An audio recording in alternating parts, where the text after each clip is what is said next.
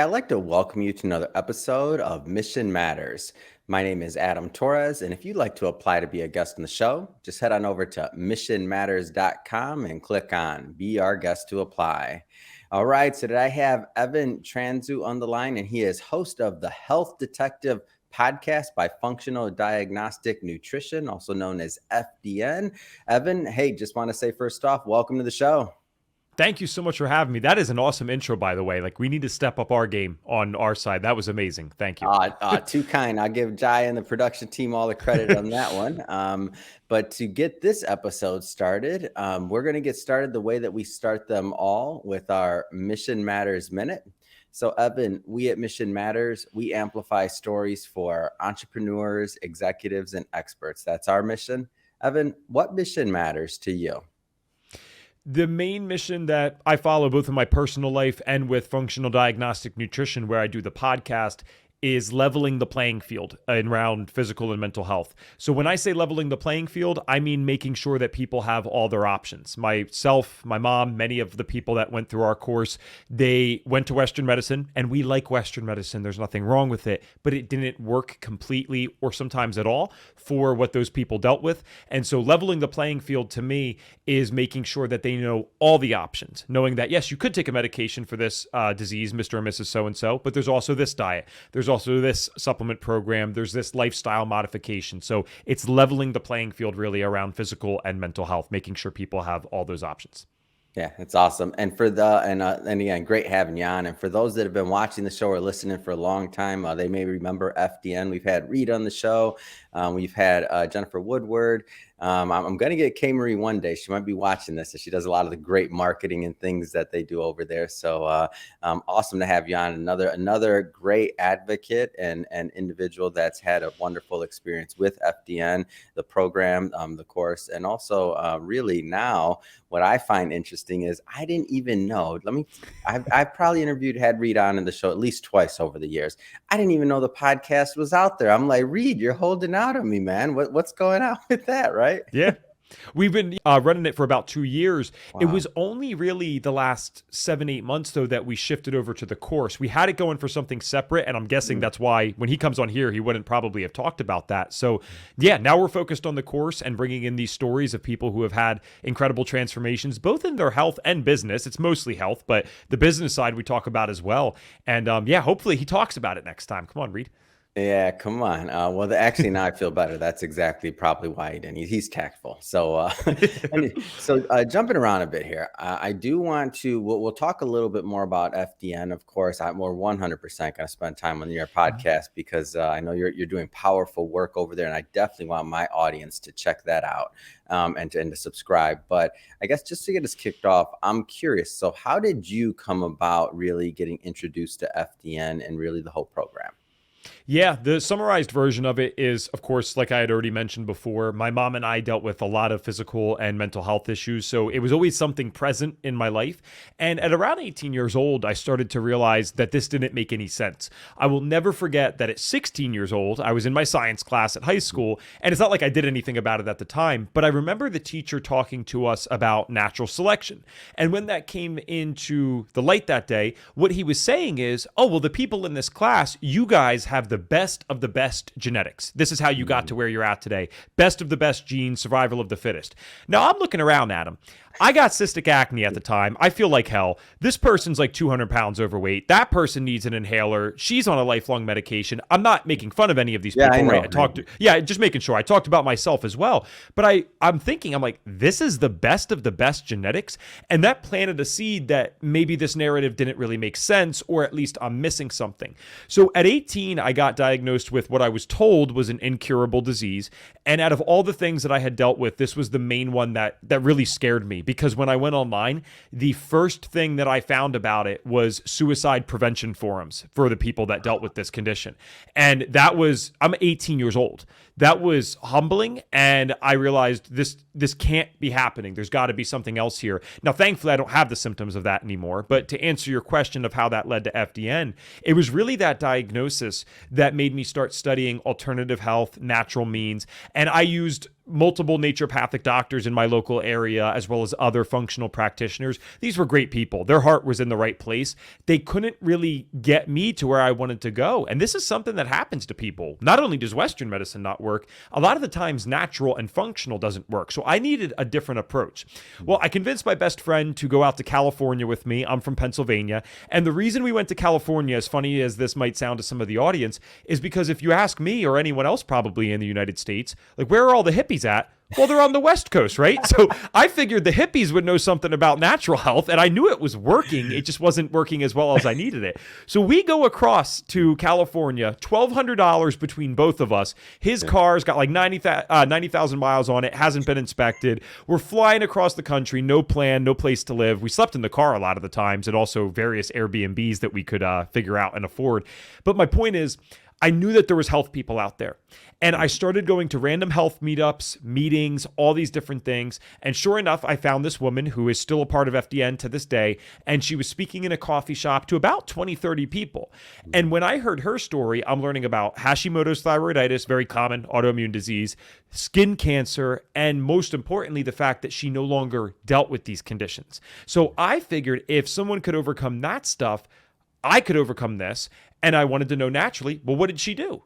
Sure enough, she went through the FDN course and she contributed that to the bulk of her success. I had myself signed up about a week or two later. I called my mom. I told her, hey, I want this to be my version of college because I only went to a semester and a half of community college. And my parents actually were nice enough to pay for the course for me to go through it. And sure enough, here I am 5.5 years later, and somehow they now let me do podcasts for them. What an amazing story and what an amazing journey. Sounds kind of like a movie to me. Like you're going across to connect with other individuals and healers to really find and going across country. No, I mean, this is a true hero's journey. I was trying to figure it out, man. And when you are, I think what happens in natural health or many things in life, really, if you're struggling for a while and you find anything that moves the needle 5%. And I did find that. I took some supplements. Changed my diet. I had moved the needle probably more than 5-10%, but I couldn't get to where I wanted to go. That was the first time in all these years that I had hope. I was experiencing hope again. I can figure this out. I would have done whatever it would have taken to get better. I just needed someone that could get me there. And so it's a funny story looking back. It's a cool one, but it really was just that drive and that focus. No matter how I need to do this, I'm going to do this because I know I'm right. I know I don't need this disease. And as I hear your story, I'm sure that there are many others out there with similar stories. So they've been through, quite a few things. They've been through maybe some of the natural rounds of medication or things. And I don't mean for a particular disease or thing. I just mean in general, whatever their thing is. And they've gone through some of the basics. Their doctor said, hey, take this pill, or hey, do this, or hey, in your case, it's incurable. And then they're out there searching. Like as they're out there searching, I think one of the challenges there is exactly what you said. So that bit of hope that might be out there, and it might lead you down some paths that aren't even necessarily the right ones. So I'm interested, as you kind of hit on FDN, like how you knew that was something that was going to be worth your time, and just something that made you want to go back to your parents and say, hey, I have to do this. Sure. I think it was that hope that was inspired in me that day by listening to this woman's story, even though my diagnosis of the disease I had was called Meniere's disease. And it's not skin cancer. It's not Hashimoto's thyroiditis. But I knew enough to know that when that woman was speaking in that coffee shop, I knew those things shouldn't go away, and they definitely shouldn't go away through these natural means, right? That's just woo-woo stuff. That doesn't work. I didn't care what she was selling. I wanted to know what she did because I believed her. She looked vibrant. She had energy. She looked good. I was like, all right, this is a healthy person, man. You can't really fake that. And so it was... She could have told me she did anything. She could have told me I went to college for this specific degree. I did this course. I tried this diet. I would have done anything that she said because there was something practically that connected there just from her telling her story, but also intuitively. I knew about 4 or 5 minutes into listening to that presentation, I'm like, damn, this is why I came to California. I am 100% positive of that. So I actually didn't know much about the course. I think I only got on one other call with her. We met up for lunch too. I mean, she was talking to me about lab testing, objective data. I'm like, yeah. Okay, where do I sign up? Right? I just want to know what I need to do. So take me through. Okay, so now you found FDN, right? Like take me through, and I don't want to, maybe the process or the course or things could be a little bit different now than they were then. But in general, like take me through what it looked like. What were the next steps after that? And the reason I asked this too is because I know there'll be some people that watch this that are like, okay, like they may be in a similar situation and they're thinking, okay, but like how does all this work, right? Sure. It's fairly similar. So I'll speak about it in the way that it is now, because why would I omit those things? So when you go through the course, it's 100% self-paced. That's the best part. You can start this January 1st. You could start it July 7th. We are always ready for you at any time. But what's interesting about this is that doesn't mean that you're alone and left in the dust, because there's plenty of self-paced courses out there that you can do. But because they allow you to start at any time, of course, there's not external support because they wouldn't be able to guarantee that. Yeah. Thankfully, we have a large enough community at this time that we are able to do that. Mm-hmm. When someone joins the course, from day one, they have access to our trainee-only Facebook group. So it's not just a bunch of trainees running around, confusing each other. We also have the staff. We have myself and Reed Davis, the founder of FDN, in there. But there are no graduates that aren't staff. We don't want that. We have a separate group for it. It's just for people that are on your journey with you as you're experiencing the course. So you have group mentorship from day one. There are 2 live calls in there every single week, one with an FDN mentor and one with Reed Davis himself. So, I mean, think about this. This guy is almost 70 years old. He's been doing this for decades. He could have retired a while ago, and he still hops in live with the trainees just to help them out and make sure they're guided properly. We have plenty of staff to do this. So it's pretty cool. It's amazing to me that he cares that much to actually do this. But you will get that group support. You could ask a question on a Sunday afternoon. You could ask Tuesday morning. It doesn't matter. We're always there to help you, and we'll answer promptly, or quickly, I guess is a better word. And so you have those live calls as well. Then as you're going through the course, there is going to be a good chunk of time where, with the exception of the mentorship in the group setting, you are going to be doing this by yourself. You're going to go through the modules. There's quizzes after every single one, and you can take those unlimited amounts of times. That's not really where we're testing you for graduating. So that's more for making sure you know the information and truly understand it. If you graduate on the average time frame that most people do, which right now, Reed told me this the other day, it's 8.3 months. So it's very specific, but it's 8.3 months is how fast people graduate. About 6 months of that would be dedicated to self-study with the addition of the group mentorship. Then those last 2 months are going to be one-on-one mentorship and your practicals. So remember, you would have went through a bunch of quizzes. You went through like over 100 hours of course content. Yeah. There is not a lot of fluff in the world of FDN. Reed is similar to me. We're not particularly fond of formalities. I mean, you hear about his background for like an hour and then you're learning about biochemistry. So you kind of just jump right into it and really get to learn the fun stuff that you came to learn. And you'll get about 99 to 100 hours of that, if not more at this point. When you're doing the practicals, you will get that one-on-one support. You also, coolest part about FDN, in my opinion, is that you get lab tests included in the course of your tuition. You are running those tests on yourself in the beginning, and then once you get to the time that you're working with your mentors, the first sessions that you do, there's about 3 or 4 of them, are called the R&R sessions. It's results and recommendations. During those R&R sessions, you will actually be learning from your mentor what your specific lab results mean. Wow. So you're having all these wonderful connections made where all the things that you learned are combining with the mentorship, except you're talking about yourself. And not only are you going to be able to get healthier because of this, because most people that go through FDN want to improve their health. That's pretty much par for the course. But now you're giving real life examples to the things that you've just been learning for the last 6 months, roughly. Then the practicals continue on and you're doing some more tricky things. You are going to get mock clients where they sent you the lab work beforehand and you're going to basically be treating your mentor as if they are a client. So now you're really getting the hands-on experience. And once we train you on that for the next couple of months, because practicals is pretty much all you're doing, the final things are going to be a very, very long written final, which is open book, but don't let that trick you. Reed's not letting you get away with that one. It takes a while. And then the verbal final, which is a about 90-minute thing. It's a little tougher than the other ones, but we're making sure that you are set to go. And if you pass that verbal final, you are good to graduate and you'll have access to the lab testing that we all get access to as FDNs, even if you're not a doctor, about 2 or 3 business days later. That's how it goes in summary. And the interesting thing about this is that to me, is that this is a real program. So, for two different sides of this, for those that are looking to get better, to learn the things behind it and what makes FDN tick and how the lab test and all of that works. Number one, number two, you're going to you're also going to be able to get healthier as you're going through that program, because you essentially are, when you're working with your mentor, that the patient, right? Like you're the patient, Yes. and you're doing actual lab tests on you. And then number three, that rigorous quality control or testing and all the things that happen towards the end in terms of the practicals and all of that, like that ensures that, in my opinion, that if somebody is, they have that certification and that they've been through the course, like this wasn't a cakewalk, like this was difficult. Yeah. Yeah, and there's no such thing as something for nothing. Not in Yeah. this world yet, at Yeah. least, right? The world hasn't gotten that crazy, but Mhm. you're going to have to put in work. And just because FDN's an online certification, there's technically no prerequisites. Technically, we've designed it in a way that you can come in without a science background and learn the stuff.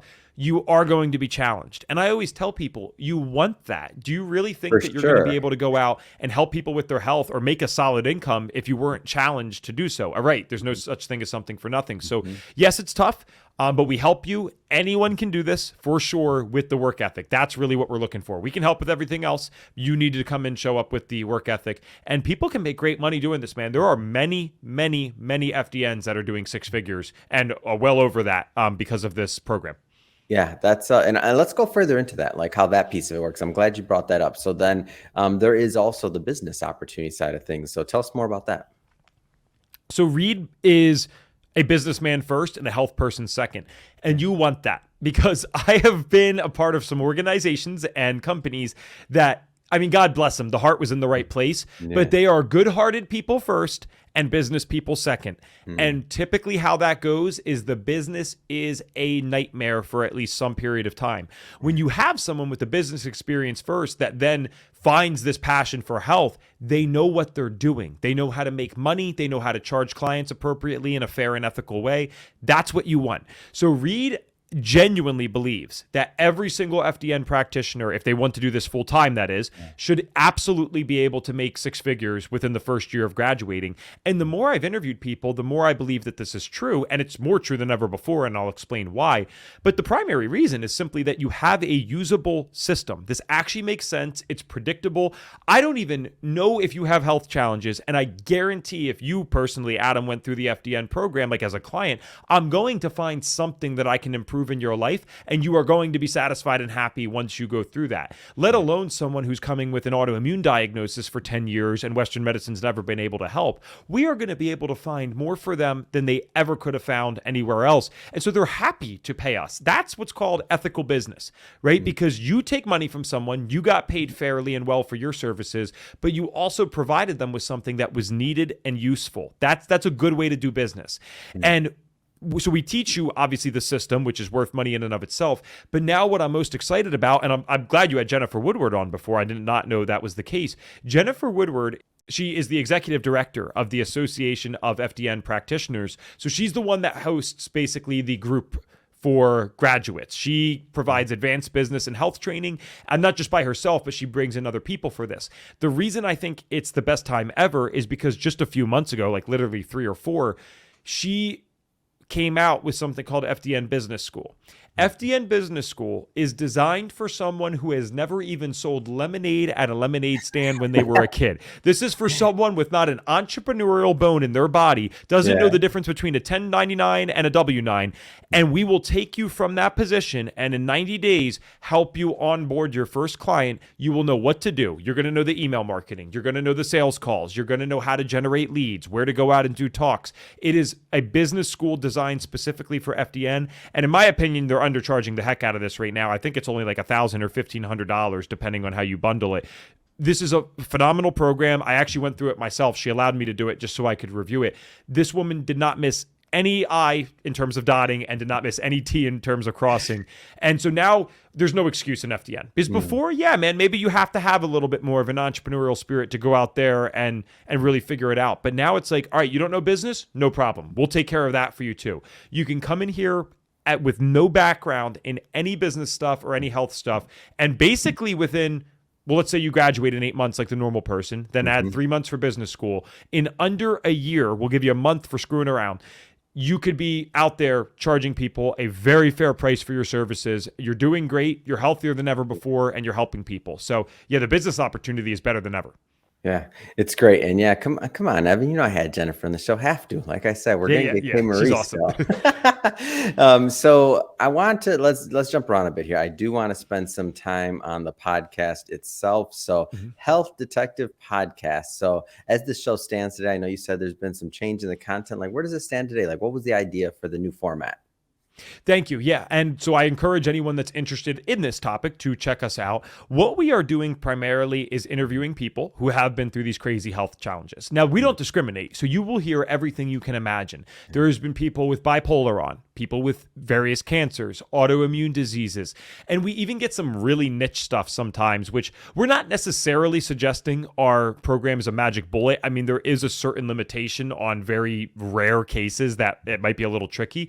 But if nothing else, I don't want to say entertaining because it's not entertaining to hear about someone's struggle, but it is interesting to learn about their life and hear what they have to share. So I interviewed a woman who had allergies, like put in the hospital allergies to almost everything except like 5 or 6 foods at one point. She has to wear around like this suit when she leaves her house. And she's gotten a lot better over time. She invented this very, very restrictive bakery, but it's for people of all types of health issues that need these types of foods. And so if you want to hear about the craziest health stories you've ever heard, this is the place. And you'll also hear how they overcame it. So it's a place to nerd out too. Recently, Adam, we've been talking a little bit more about some business things to really narrow down the content for our practitioners and people who want to do this as work. But the bulk of it is and always will be those health interviews. So if you're struggling yourself, I mean, please go through there and just search through the episodes and see on the title. Like I always try to list what conditions we're talking about in the titles. So if you've had cystic acne, Graves' disease, bipolar, whatever it might be, I guarantee there's an episode for you, or eventually there will be. If you're just someone who wants to hear an inspiring story about someone who's overcome some of the craziest crap ever and now got to the other side, I think it can serve that purpose too. You might be healthy as a horse, but there's something very respectable about listening to another human being that went, I mean, this is true, this has happened. 30 years without having their diagnosis properly treated, finally overcoming it, and then still having enough of a positive mindset to go out and go help other people instead of just feeling sorry for themselves for having 3 decades of their life taken away. If that doesn't inspire you, I don't know what will. Yeah, that is very inspiring. And I'm curious, Evan. So one of the things that I'm always doing, one of my big missions is to get other people to tell their stories. So you're very courageously getting, many people with health issues and other things in the FDN community and otherwise on your show to tell their story, which I think is huge. I'm curious, as a content creator on the other side of the mic, what would you say to those that are out there that also want to launch their own shows, or they want to help other people tell their stories? Because I feel like a lot of people have that in their heart, but maybe they just haven't taken that step. Like, what has it meant to you? There's a quote that goes, the final stage of healing is using what happened to us to help other people. And for me personally, I'm a nerd, but in some ways, I'm the stereotypical male that didn't want to talk about emotions. I don't want to show you any weakness. I'm just going to close that off and repress it. So vulnerability at one point in my life was my biggest weakness. Lack of vulnerability, that is. But now a willingness to be vulnerable is my biggest asset. It gets me paid actually, and it helps other people. So it's kind of an amazing thing because, as you know, I do speaking in schools outside of this. And so I'm getting up there to kids, which is the second worst audience that you can have other than inmates, just so you guys know. They're waiting for you to lose. They're waiting for you to screw up. And I'm getting out there and pouring my heart out, but I've seen what that can do. I mean, it can literally save a life depending on the story that you're telling. So if you're the content creator, there's really 2 things. One, if you're sharing your own personal story, is just know there is someone out there, no matter how unrelatable you think you are. I promise you someone's listening. I have experienced this so many times. Someone is listening. But on the other end, if you're a content creator that maybe wants to interview other people and you're trying to get it out of them, the best advice I could ever give, because it's so funny, I have no other experience interviewing except out of podcasts. It's not like I went through school for this. And these guests will always say, wow, man, that was a great interview. Like, what do you know about this? And I don't necessarily, by the way, think I'm a great interviewer. I'm not saying that about myself.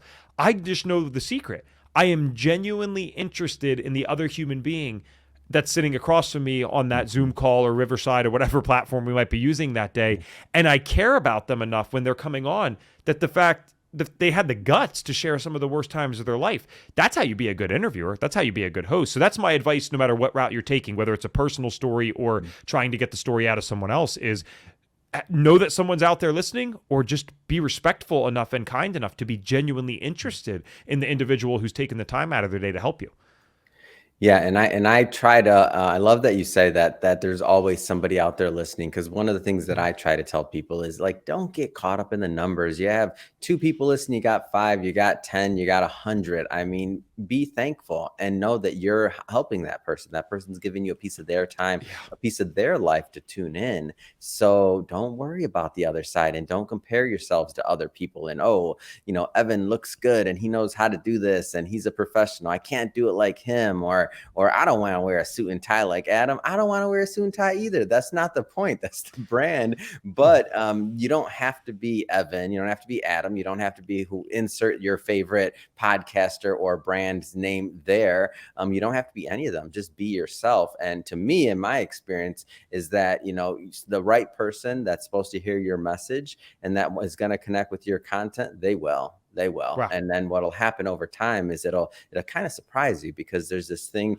called having a catalog or a body of work that allows you to help more people. And it's my hope that, at least with our catalog here at Mission Matters, that over time, more and more people will benefit from those shows that we've recorded a long time ago, which has been the case now that, we're many years into this. But that was the original vision. But if you're sitting out there and you're watching this and you're thinking about, my story, I don't have anything to say, I do this or I do that, or yeah, it's not true. Like, you will be able to help people with your story, and the people that will benefit from the content you create are going to be your own audience. You're not going to be Evan's audience, not going to be Adam's audience, not going to be anybody else's audience. They'll be your audience that tune in because they want to hear you.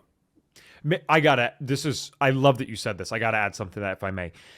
When I do the speaking in the schools, there is some forms of presentations. It's not often for me, but it happens, where I speak with a counselor. And what we do is we go in at night and we talk to parents and possibly sometimes students, but mostly parents that showed up. It is unfortunately not because people are being lazy. It's mostly because people are so damn busy in today's world. But unfortunately, often parents don't really show up to these things. And I hate to, because I'm not trying to call these people out because they might watch this or on my social media, but I've said this to their face too, and I stand by this, because you brought up the numbers thing, right? About like 5, 100 or whatever. That is ego. When we got to a parent talk to one night, and this happened with a few different counselors that I worked with, and 2 people showed up. It was like a couple, like a mom and a dad. And they whispered to me before we got started, like, because we normally do 40, 45-minute presentations each. It's an hour and a half. And they said, all right, well, let's just cut it down a little bit tonight. We do 20, 30 minutes. Now, remember, I'm not saying this wouldn't even be relevant for any topic. Fine. Yeah. But we're talking about mental health there, suicide prevention, drug overdoses, things like that. So I looked at this person. I said, I'm so sorry. I'm not trying to be rude, but we're talking about something pretty important, right? So they said, yes. I'm like, you agree that this could potentially change a life or save a life? Yeah. And would you also agree that if no one else showed up, but these 2 did, they probably need to hear this? They also agreed with that. So I said, at what number of people exactly do I start lessening my quality of presentation for my ego? Is it 10 people? Is that when I cut it from 45 minutes to 20? Is it 15? So 100 people, that's when I can give my full presentation, but 2, they don't deserve that. Yeah. That makes no sense to me. And when you start breaking it down number by number and you ask them, well, what number do we lower the count at? Is it 5? Is it 10? You get a deer in headlights stare because it makes no sense. So you share the words and they shall come, right? I forget what it is. I think it's speak and they shall come. I started this, Adam. I was telling your producer before this, I started podcasting for mental health 5 years ago, maybe 4, on my iPhone on Anchor. And I just had people do audio stuff. We had episodes with 15 downloads. That was it sometimes. And I got messages from some people saying that this changed the course of their life. Get your ego out of it. Pick something that you actually care about, and the numbers don't matter. And guess what? Then the numbers come in. That's the irony. Yeah, exactly correct. And it's been my similar journey as well. So for everybody listening that has heard me preach that message over and over and over again, you got a second cosigner there, and I'm sure I'm going to start asking more people their experience with that as well, so that there'll be even more testimonials on what we should all be as creators out there focusing on. It's the content. It's how we're going to help people. Well, Evan, I have to say it has been, Reed told me that you were the man and that I had to have you on this show. And he was right. He did not disappoint, nor did I think he would. I just have to ask, well, first off, it's been great having you on the show. And I just have to ask, what's next? I mean, what's next for you? What's next for the podcast? What's next for your career?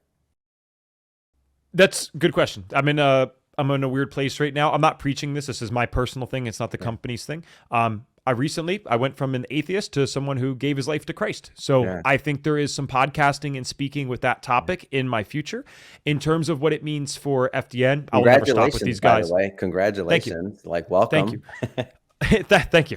With FDN, they know the only way I'm leaving is if they kick me out. So I'm here for as long as need be. And I see us expanding this podcast more and more. We are getting increasingly larger numbers of downloads. We are learning to do some tricks, right? YouTube Shorts, Instagram Reels, longer form on YouTube, because people are really connecting with this. And so whatever that means, this spiritual side with that, I know that these are both parts of my journey here on this earth in my heart, and my goal is to just serve both of those as much as possible and expand those so that people can hear these messages. And I don't mean to answer that in like kind of a generic way because that's not very specific, but we are doing so much behind the scenes that it would take 30-40 minutes just to explain that. So just know we're not stopping anytime soon. We're going to do more interviews, more educational stuff, more content so all types of people can hear this. But I'm personally not stopping until every single person in this world that has health issues gets to have an ability to participate with everyone on that level playing field. There are people out there right now. I'm not trying to be pessimistic on the last thing on the show.